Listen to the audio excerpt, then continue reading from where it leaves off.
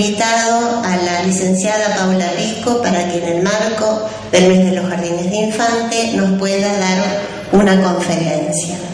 Bueno, voy a invitar a Andrea para que lea su currículum y bueno, que todos aprovechemos esta nueva acción organizada de la Dirección de Educación Inicial. Paula Pico es licenciada en Psicología de la UBA, especialista en Educación de la Universidad de San Andrés.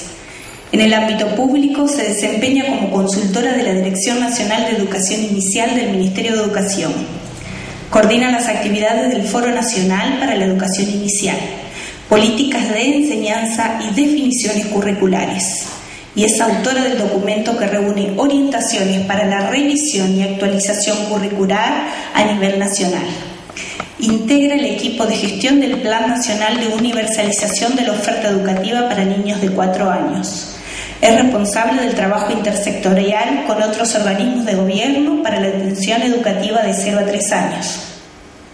En el ámbito privado, realiza asesoramiento de gestión pedagógico-didáctica para proyectos de educación no formal y coordina ciclos de capacitación docente.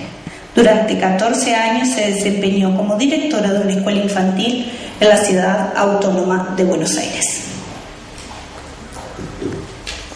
Bueno.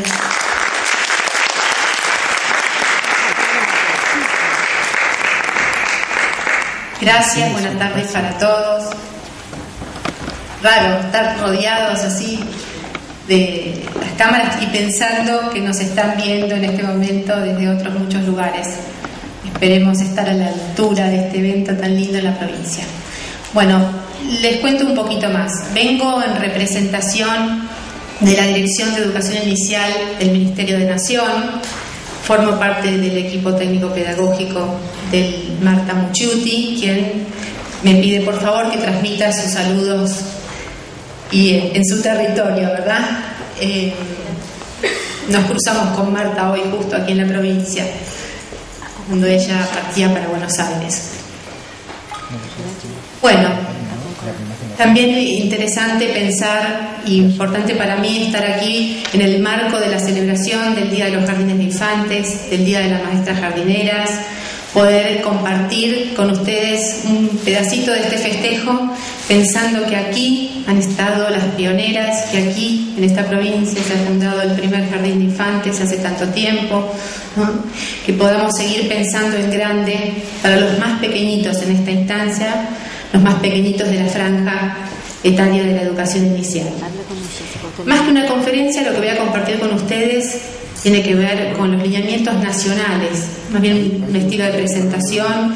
La idea es socializar con ustedes y con los docentes que nos están viendo y escuchando algunas de las líneas nacionales que estamos priorizando, ¿no? Tratando de avanzar en esto que hemos denominado como estrategia fundamental de la expansión y la mejora de la educación inicial. Y especialmente nos vamos a referir a lo que tiene que ver con la franja de edad de 0 a 3. ¿Verdad? Que es una etapa que muchas veces está allí en intervención, ¿no? Entre distintos modelos organizacionales a través de los cuales se hace efectiva su oferta. Es a nivel nacional una franja de edad que muchas veces donde no está contemplada sus definiciones curriculares, ¿no? No es el caso de esta provincia, pero ustedes piensen que nosotros estas mismas líneas son las que trabajamos con todas las provincias del país, ¿no? De manera federal, tratando de generar una unidad del sistema, ¿verdad?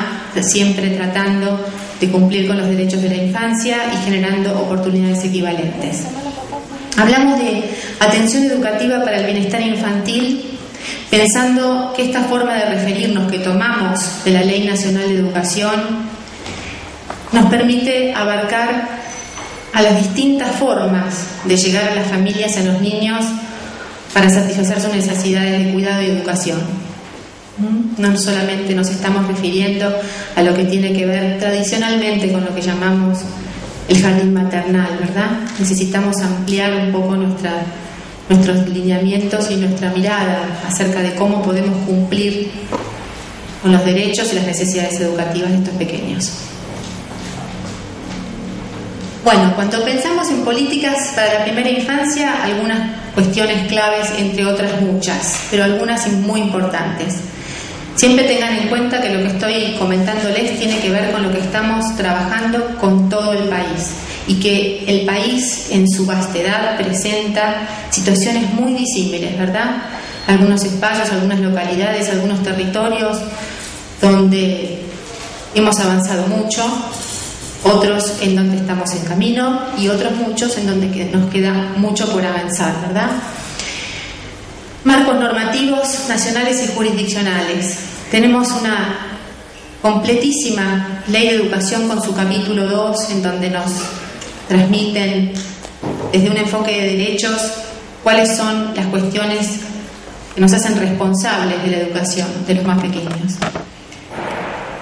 Siempre pensando en igualdad de oportunidades, justicia educativa, y definen responsabilidades de quienes estamos a cargo de alguna parte de la gestión de la educación. Y a cada uno, como ahora vamos a analizar un poco, nos toca a cada uno lo suyo, desde su lugar de competencia. También los marcos normativos hablan, y justo esta es una provincia en donde toman ese aspecto de la unidad pedagógica, ¿verdad?, que constituye la educación inicial, contemplando la franja de edad completa, ¿no?, de los 0 a los 5 años. Otros aspectos tienen que ver con los objetivos, las consideraciones sobre cuáles son las cosas que tenemos que enseñar, cómo tenemos que concebir las cuestiones en relación a las alianzas con las familias, las cuestiones con los niños con alguna discapacidad. Las leyes tratan de abarcar alguna cuestión en sentido amplio, ¿verdad? Y desde allí buscar la definición y la definición local en el territorio, de acuerdo a las necesidades de cada espacio territorial. Después, otro aspecto importante a considerar, y especialmente con la franja de edad de 0 a 3, son las realidades sociales diversas, en lo que tiene que ver con las comunidades, con las familias, pero también en lo que tiene que ver con lo que decía recién sobre la heterogeneidad de los servicios que componen la oferta de cuidado y educación para los más pequeños, ¿no? Ambas cuestiones, las realidades sociales y la heterogeneidad de la oferta, inciden en lo que tiene que ver con los procesos de crianza y desarrollo. No podemos pensar que las familias o los espacios de trabajo son inmunes a lo que pasa en el interior de ellos y hacia afuera en la sociedad en sentido un poco más amplio. Otra cuestión que pensamos cuando estamos planeando y estamos pensando en políticas y en estrategias para la primera infancia es que se resulta allí el inicio de las trayectorias educativas, y no estoy hablando específicamente de trayectorias escolares, que quizás nosotros entendamos que empiezan cuando comienza la educación que denominamos la porción obligatoria. Estamos hablando de trayectorias educativas en el sentido de que todo momento de crecimiento es momento de aprendizaje, ¿verdad? Y allí estamos pensando en cuál es la especificidad de la educación inicial, y en lo que nos atiende hoy en la especificidad de la oferta de prácticas y enseñanzas que hacemos para los más pequeños, ¿no? Y cómo éstas pueden fortalecer las bases de aprendizaje futuros, pero siempre considerando en lo particular, en lo específico, en lo que tenemos que transmitir y en las maneras que nos tenemos que manejar en los primeros momentos de los niños más pequeños.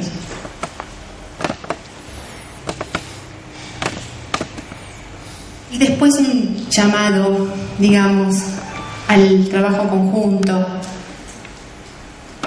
Las políticas para la primera infancia expresan y demandan el compromiso conjunto y responsable de todos los agentes del Estado y de la sociedad en su conjunto.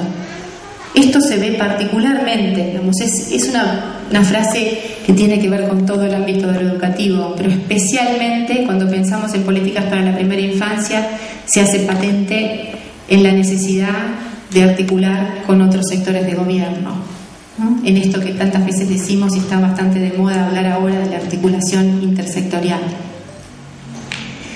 Y desde cada uno, como les decía hace un ratito, nos toca de diferente manera, ¿no? Desde aquellos que están decidiendo las cuestiones más importantes, el financiamiento, ¿no? Las obras de infraestructura, las ampliaciones de jardines, de escuelas, de maternales, las creaciones, desde aquellos que están generando políticas curriculares, desde aquellos que están en las escuelas, en los jardines y en los centros infantiles, en contacto directo cotidiano con los chicos, desde aquellos también que están supervisando la tarea de los docentes y monitoreando qué es lo que pasa allí, desde las direcciones jurisdiccionales de nivel. En algunas provincias ustedes saben que todavía estamos promoviendo y esperando que se formalicen algunos espacios de gestión específica para la educación inicial 0 a 5. Decía que es el compromiso de todos y la responsabilidad conjunta la que nos va a llevar a poder ampliar oportunidades de inclusión social, a mejorar la calidad de la oferta desde un enfoque integral del desarrollo y a fortalecer el inicio de las trayectorias escolares.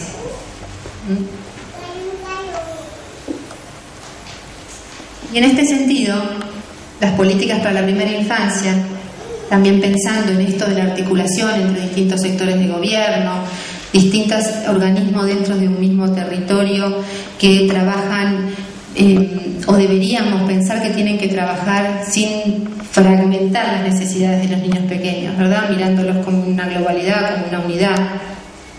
Y es necesario en ese sentido consensuar un marco para la acción.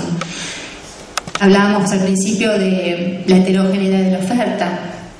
El problema, como decimos desde el Ministerio de Nación, no es la heterogeneidad de la oferta. El problema es cómo hacemos, cuál es el desafío que todos tenemos para, aún con la heterogeneidad de la oferta, garantizar equidad, garantizar oportunidades equivalentes para todos. Algunas preguntas que vamos a tratar de ir desarrollando de manera general, pensando en contarles a ustedes y a los docentes que nos están escuchando cuestiones que tienen que ver con la gestión de políticas más allá de las instancias más tradicionales, más sistemáticas, ya presentes en el nivel, en esta y en otras provincias, ¿no? Cuando hablamos de la heterogeneidad de la oferta, pensamos que nuestros interlocutores son muy variados y que tenemos que poder llegar a ellos desde distintas perspectivas y ángulos, ¿no? Algunas preguntas nos pueden ayudar a pensar en esto, ¿no? ¿Cómo miramos a nuestras infancias? ¿Cómo miramos sus necesidades? Y sus necesidades de cuidado y de aprendizajes, ¿no? Pensamos en infancias y ya lo ponemos aquí desde el inicio, pensando en que no hay una única forma de ser niño, que no hay una única forma de crecer, que al mismo tiempo que hablamos de manera plural de la infancia, hablamos de manera plural con respecto a cuando nos referimos a sus familias, ¿no? Que son como conceptos muy puntuales y a los que debemos dar prioridad. ¿De qué maneras articulamos esfuerzos en esto de la articulación entre varios organismos de gobierno, sectores, lo que tiene que ver con la salud, lo que tiene que ver con la nutrición, lo que tiene que ver con lo estrictamente educativo, que es lo que queremos jerarquizar, y lo que tiene que ver quizás lo que llamamos asistencia o asistencia social, promoción del desarrollo, ¿no? Cómo articulamos esfuerzos entre todos, pensando en que son muchas las infancias, pero que los niños son uno, ¿no? Pues otras preguntas, bueno, ¿qué les enseñamos, ¿no? Ustedes tienen un marco curricular excelente, de nueva generación, como le gusta decir a Flavia Trevici, y nos resulta interesante. Ustedes tienen un marco que abarca a la franja completa, ¿no? ¿Cómo hacemos para que esto llegue a todos? ¿Cómo hacemos para que esto se sensibilice y llegue a la mesa de trabajo de todos los docentes y de los espacios institucionales? ¿Cómo organizamos la vida institucional, ¿no? ¿Cómo es el cotidiano de los espacios que atienden a los chicos más pequeños? ¿Y cuál es el rol de los agentes educativos, de los docentes, de quienes están a cargo de los niños cotidianamente y que se ven con la tarea y la responsabilidad de promover su desarrollo infantil?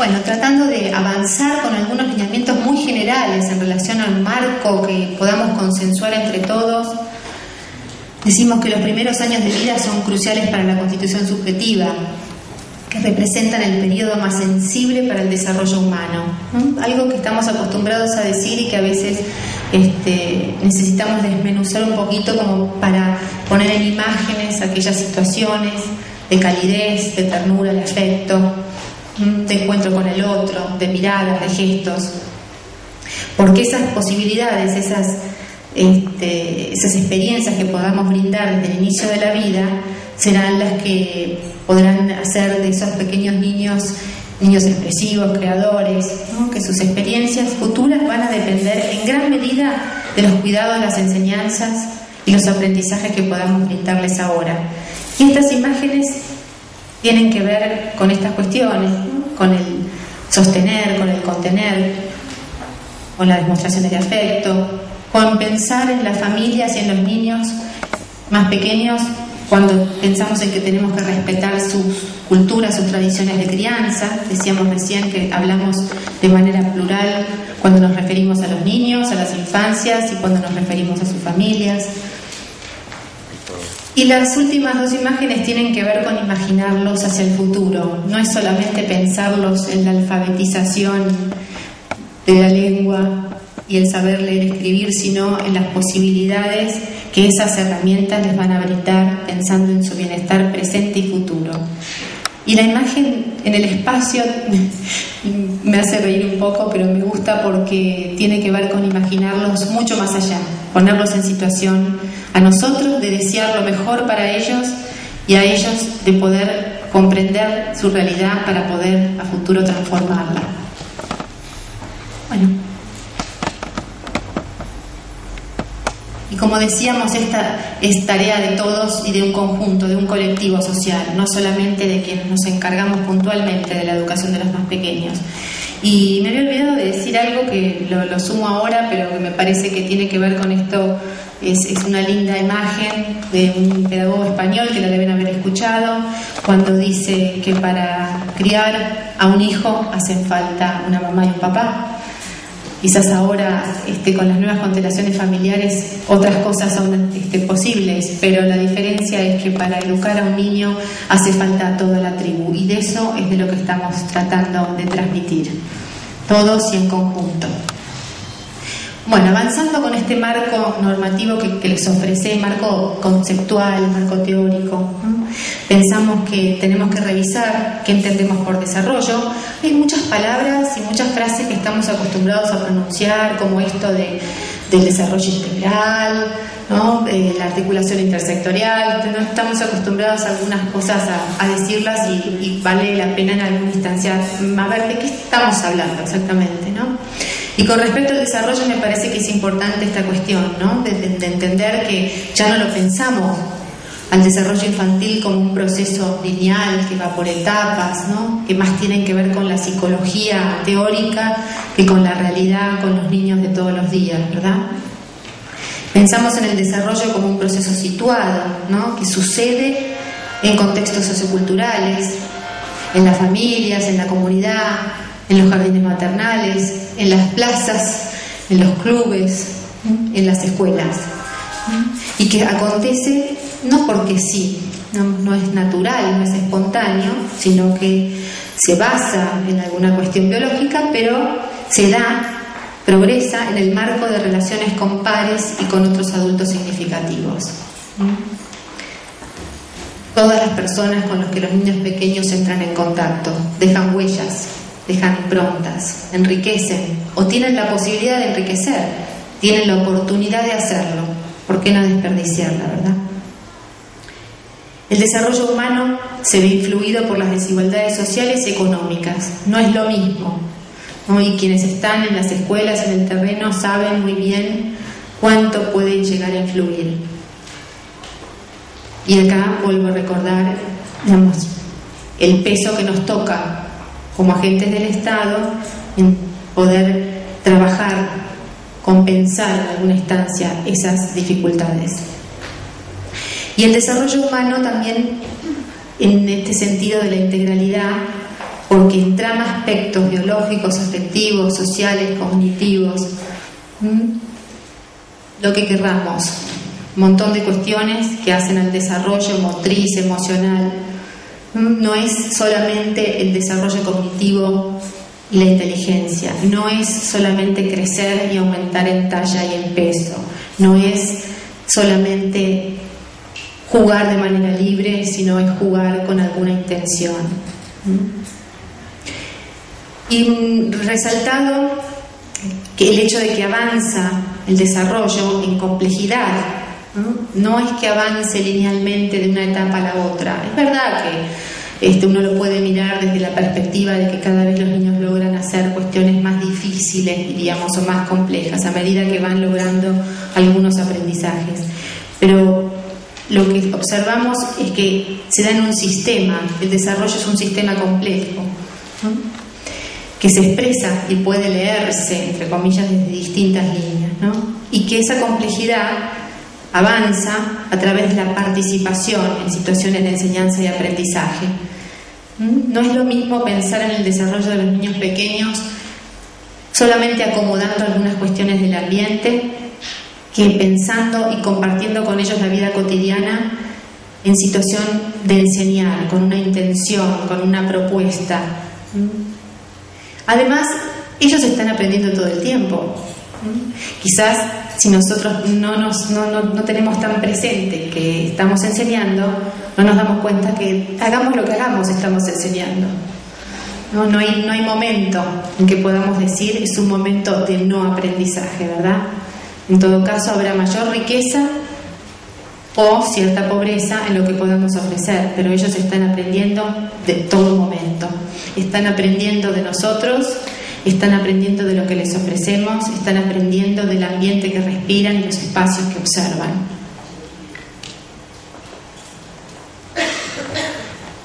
Y en este sentido hablamos de cuidar y enseñar como gran título que amalgama la atención educativa para el bienestar infantil. Hemos ya hace tiempo trascendido esa falsa antinomia, ¿verdad?, entre asistir y educar. Hemos logrado incorporar el término cuidado al gran mundo, al amplio mundo de la enseñanza y de la educación. Y pensamos que algunas definiciones hacen a esto que nosotros queremos denominar atención educativa para el bienestar infantil, pensando en la diversidad, en la variedad y en la flexibilidad con la que tenemos que acercarnos al mundo de la oferta educativa para los niños más pequeños. Pero hay algunas cosas que son irrenunciables, ¿no? Que la atención educativa para el bienestar infantil se apoya en vínculos de afecto, de confianza, de contención, que debe considerar a sujetos como personas con derechos desde el nacimiento, con capacidades y potencialidades que deben desarrollarse desde un inicio y que implica la satisfacción de necesidades de manera integral. También hemos trascendido esa mirada de la satisfacción de las necesidades básicas, ¿verdad? Ya no pensamos en ese sentido y consideramos las necesidades de aprendizaje como una necesidad básica. Y en estos ambientes lo que pasa es que se cuida enseñando en espacios que son seguros, con propuestas de acción, de juego y de convivencia junto a otros adultos y niños significativos. Para ponerlo un poquito, pasar en limpio, podemos decir que hay 3 cosas que son de las más importantes que nosotros entendemos como objetivos, como finalidades de una educación integral. Acompañar, complementar y enriquecer las prácticas de crianza del entorno familiar, y ahora en un momentito vamos a profundizar un poquito más en esto. Brindar experiencias para el desarrollo personal y social. Promover experiencias, enseñanzas y aprendizajes que amplíen los repertorios culturales. Porque es cierto que nosotros con los niños más pequeños pensamos en las familias como el primer espacio de socialización, ¿verdad? Pero los niños desde muy pequeños y cada vez más participan de ambientes institucionales. Y en ese sentido es grande la responsabilidad, pensando en que a partir de la cultura de crianza las instituciones ofrecen otras miradas, otros mundos, la posibilidad de abrir la puerta y pensar y ver en otras cuestiones, ¿verdad? Y comprender la realidad de otras formas. Y el hecho mismo de compartir el tiempo y el espacio con otros, en las edades más pequeñas, van desde los tiempos individuales hacia los tiempos sociales, son grandes aprendizajes los que allí suceden, y es esta nuestra misión de alguna forma.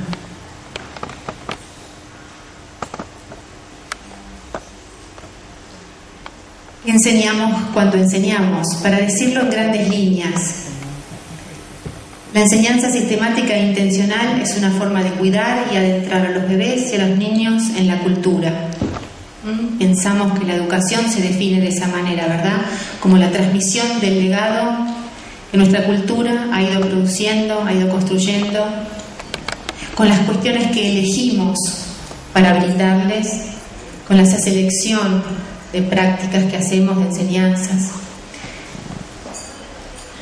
Y pensamos que cuando enseñamos lo que estamos transmitiendo es un entramado de experiencias, porque pensamos en esta cuestión de la globalidad de la experiencia infantil y porque pensamos que en esas edades tan tempranas no podemos hacer una distinción ni de áreas. Podemos hablar, para no olvidarnos de ninguna, de campos de experiencia quizás, pero no podemos fragmentar la experiencia infantil, ¿verdad?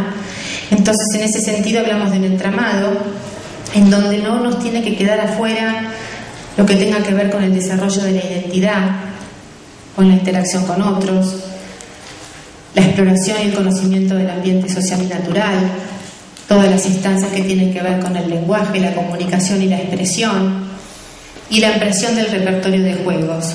Podríamos decir muchas cosas de cada uno de estos, de alguna manera, ámbitos o campos de experiencia, y ahora lo vamos a ver un poquito con imágenes que me van a ayudar a transmitirles lo que quiero contarles, pero me quiero detener en una cuestión, en dos cositas que tienen que ver con el desarrollo de la identidad, que tiene que ver con esto de poder nombrarlos, de que puedan identificarse a sí mismos, sentirse ellos mismos, que puedan empezar a compartir con otros. Y me quiero detener en la ampliación del repertorio de juegos, porque sabemos por las últimas investigaciones que el tema del juego, más allá de que ha sido considerado en muchos sentidos como un aspecto también espontáneo, natural y que tiene que ver con la expresión y la creatividad, sabemos también que al lado de esta concepción del juego necesitamos poner una concepción más potente que tiene que ver con el desarrollo infantil y que tiene que ver con aprender distintos formatos de juegos, porque los distintos formatos nos ayudan a pensar de distintas maneras y ponen a los niños en situación de desafíos diferentes.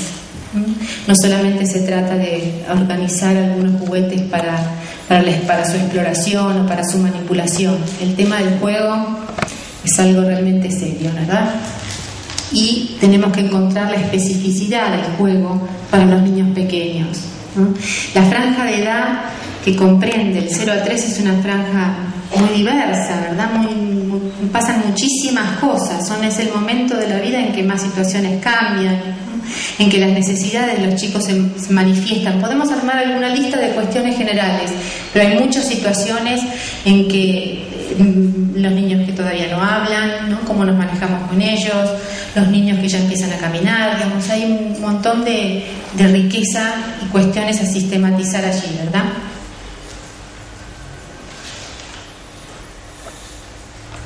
Para ver algunas imágenes y pensar a partir de ellas, ¿verdad? El desarrollo de la identidad y la interacción con otros como uno de los campos, y vuelvo a reiterar que nosotros entendemos que estos campos se entrelazan, ¿no? Hacen sinergia entre ellos, que sería muy difícil, vamos, decir, esta propuesta la voy a hacer solamente mirando este aspecto, ¿verdad? En toda situación los niños pequeños mezclan, por ejemplo, el jugar con el explorar, digamos, no podríamos decir, ahora solo vamos a hacer una cuestión, ¿no? Y me parece que esa es una distinción importante que tiene que ver con algo que conocemos, que se llama el principio globalizador de los contenidos, y tiene que ver con algunas cuestiones más didácticas, pero bueno, estoy por algunas cuestiones más generales todavía, ¿verdad? Las imágenes nos muestran situaciones uno a uno, Muchas veces las docentes y las personas encargadas de la atención de los niños pequeños se encuentran en situación de satisfacer necesidades uno a uno o uno por vez, ¿no? Los tiempos allí son diferentes y esta posibilidad que decíamos de acunarlos, de nombrarlos, ¿no? De sostenerlos, de contenerlos, no solamente con el cuerpo, aunque muy fundamentalmente con el cuerpo, pero también las miradas sostienen, ¿verdad? Los gestos, ¿no? Hay miradas y miradas. La posibilidad de fomentar la interacción entre ellos, aun cuando pensamos, pero son tan chiquitos y no interactúan. Parece mentira cuando podemos descubrir que no es lo mismo sentar a dos niñitos, como está en esta imagen, frente a frente, que si cada uno estuviera sentado mirando para otro lado, ¿verdad? La posibilidad de contactarse con los materiales, la posibilidad de interactuar con el otro.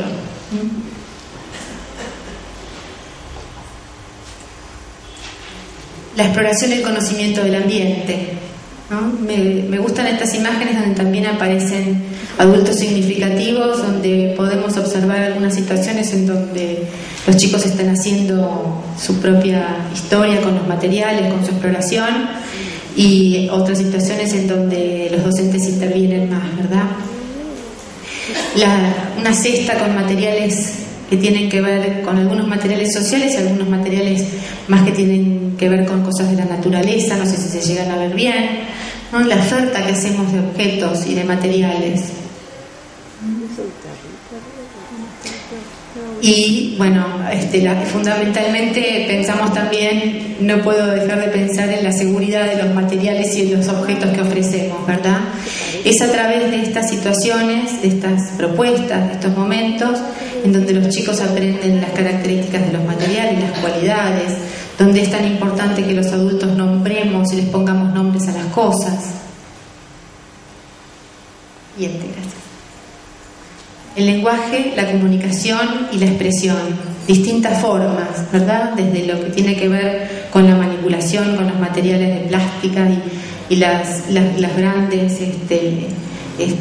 manchas y posibilidades de nombrar y decir algún objeto que quiero representar, o desde la situación con títeres, o desde la observación de cuentos y las narraciones. El lenguaje está presente, como decíamos, es imposible, uno puede focalizar y decir, bueno, hay algunas propuestas que tienen más que ver con estos aspectos, o esta es la intención del docente y del educador que quiero promover en esta instancia, pero en realidad estamos pensando en una amalgama de experiencias que arman un entramado en donde la complejidad de la situación hace su riqueza. Otra cuestión en relación al lenguaje, nunca está de más volver a recordar que cada vez sabemos más que los niños comprenden mucho antes, comprenden las palabras y los sentidos mucho antes de poder expresarse, ¿no? Y eso quienes trabajan con niños pequeños lo saben bien, pero es importante tenerlo presente, porque a veces también influye las cosas que hablamos entre los adultos cuando estamos delante de ellos, ¿verdad? La riqueza de mirarlas, de aprender a leer las imágenes, de narrarles, las palabras nuevas, las instancias en donde se les habla y las instancias en donde el desafío, con algunos que ya empiezan a comunicarse verbalmente, las instancias de desafío de pedirles que se comuniquen, ¿verdad? Y nos vamos a detener un poquito más en el tema del juego, pensando, bueno, que es uno de los temas de ahora más candentes, pensando en que se ha diagnosticado en muchas instancias cierta ausencia o cierta pérdida de sentido del jugar en la educación inicial, ¿no? Y que cuando pensamos en la franja de edad de los más pequeños tenemos que realmente hacer otro esfuercito más para pensar realmente cuál es su lugar, qué sentido tiene, a qué llamamos juego realmente en la franja de los más pequeñitos. Y aquí hay algunas instancias que dan cuenta de distintas situaciones que pueden ser un juego dramático, un juego que tiene que ver con algún desarrollo de lo psicomotor, un juego de construcciones. un juego en el patio, digamos, en la situación de juego en todo momento y en todo ambiente. Pensando también en que cuando trabajamos con los chicos más grandes, los de 4 o 5, a través sobre todo de todo el material que se ha producido con la distribución de ludotecas escolares, y pensando que allí se hablaba de los 3 formatos de dramatizaciones, construcciones y juegos con reglas convencionales, pensaba cuáles son los juegos más típicos, más necesarios con los más pequeños, ¿no? Los juegos del como sí, que inician en el pensamiento simbólico, en el juego simbólico, los juegos de esconderse, de acá está, acá no está, los juegos que tienen que ver con empezar a construir. Quizás esta imagen tenga una construcción muy lograda, pero con los chicos por ahí de 3 años, pero hay mucho que pasa antes de que pase todo eso, ¿verdad? Los chicos que pueden después llegar a ese grado de complejidad en las construcciones han trabajado antes, han tenido oportunidad de encontrarse con materiales que los llaman a tratar de apilar, de unir, de juxtaponer y de probar y de ensayar con ellos. Pensando en el juego como sí, les decía, en los juegos de las escondidas, después los juegos en el parque, los juegos de persecución, ¿no? Los juegos en gran medida promovidos y coordinados por el docente. Los niños pequeños, como por ahí no tener tanta capacidad de comunicación verbal, no nos pueden transmitir, quizás nos damos cuenta con sus gestos, con sus acciones, con lo que van pudiendo hacer, y la importancia del adulto que le pone contenido, que le interpreta lo que está realizando y que acompaña. Pero nos quedamos con esta idea de que el juego propone un desafío y en este sentido enseña a pensar, enseña a negociar con el otro, aunque sean cosas muy simples entre los más pequeños, ¿verdad?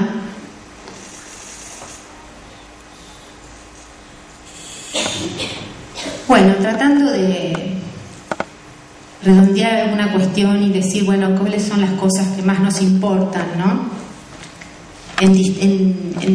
Pensando en modelos organizacionales flexibles y variados que se puedan implementar, porque la verdad es que no pensamos desde las políticas nacionales que haya una única forma, ¿no?, de incluir y abrazar con lo educativo a los más pequeñitos.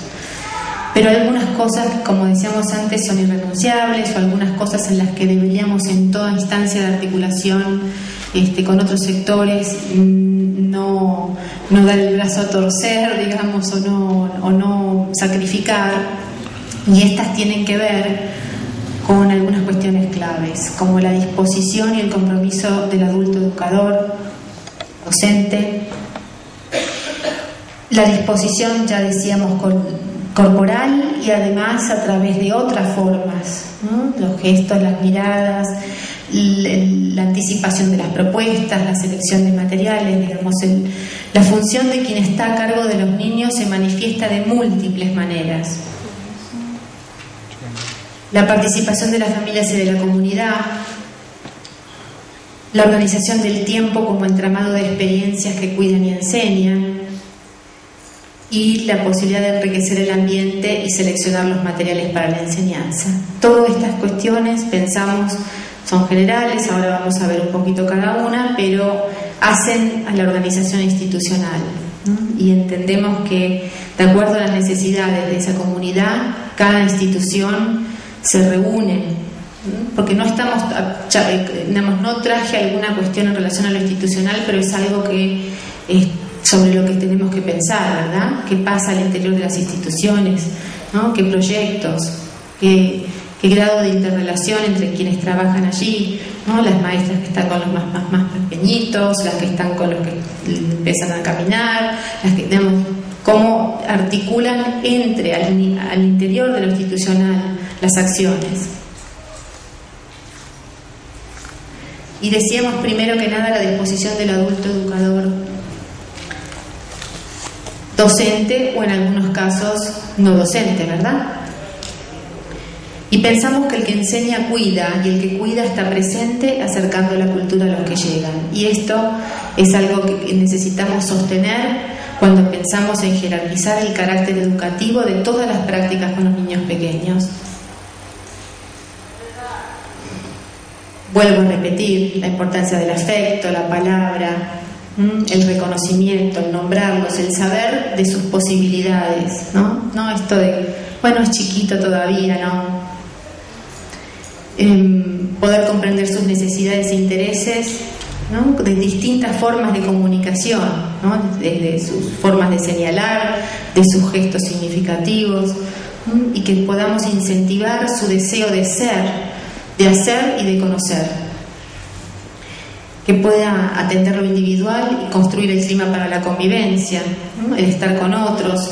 Decíamos hace un ratito y lo vuelvo a decir, no es fácil, las edades y las necesidades son muy individuales, es difícil con los niños más pequeños armar este clima en donde estamos todos juntos en una misma situación, ¿verdad? Las docentes que están con los niños pequeños y tienen experiencia saben que tienen que atender un montón de variables de manera permanente.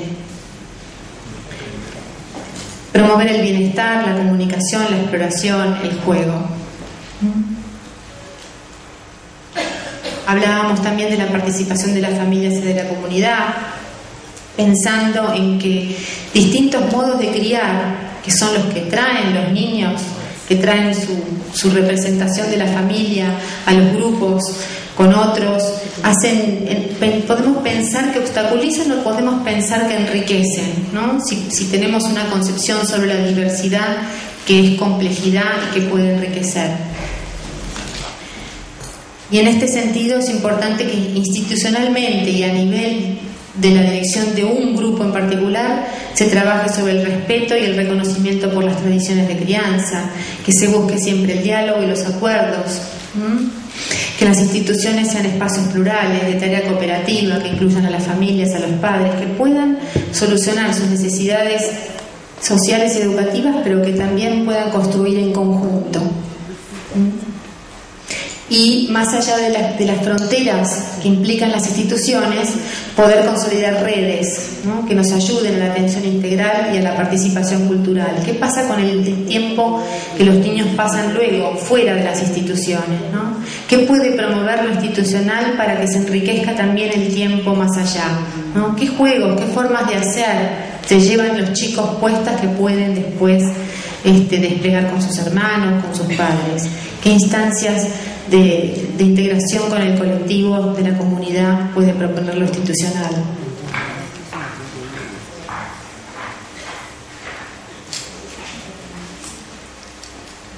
Y esto que es lo que quizás quiera resaltar de entre todas las cosas, ¿no? Que tiene que ver con la organización del tiempo cotidiano y que resulte un entramado de experiencias, como decíamos recién, y que sean experiencias que permitan aprender y enseñar.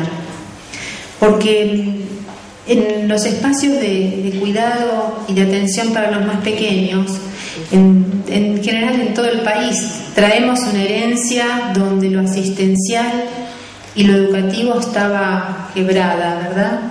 Y en este sentido a veces no resulta fácil cómo pensamos, cómo nos organizamos, cómo hacemos para que esto resulte un tiempo fluido para los niños y que realmente sentamos que estamos complejizando su situación, su porvenir. Y lo pensamos desde una imagen muy simple. Imaginamos que cada actividad es una oportunidad para enseñar, aún las situaciones cotidianas que tienen que ver con las rutinas o con las demostraciones de afecto.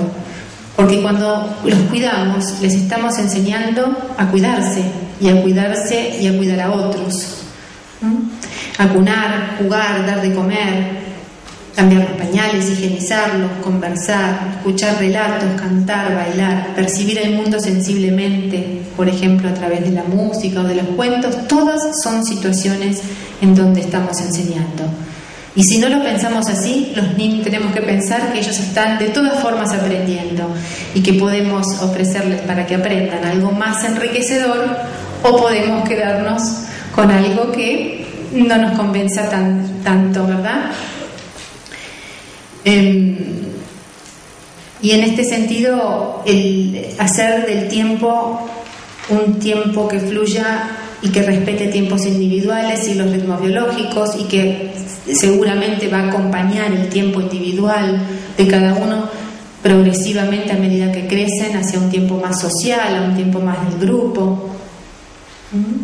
Cuidar enseñando en los momentos habituales, lo que decíamos recién, porque hay enseñanzas específicas que suceden cuando estamos cambiando los pañales, ¿verdad? No es solamente estamos enseñando a estar limpios, a la felicidad del estar aseados, ¿no? El contacto, estamos enseñando que los queremos, que les demostramos nuestro afecto, el contacto con el cuerpo de los bebés.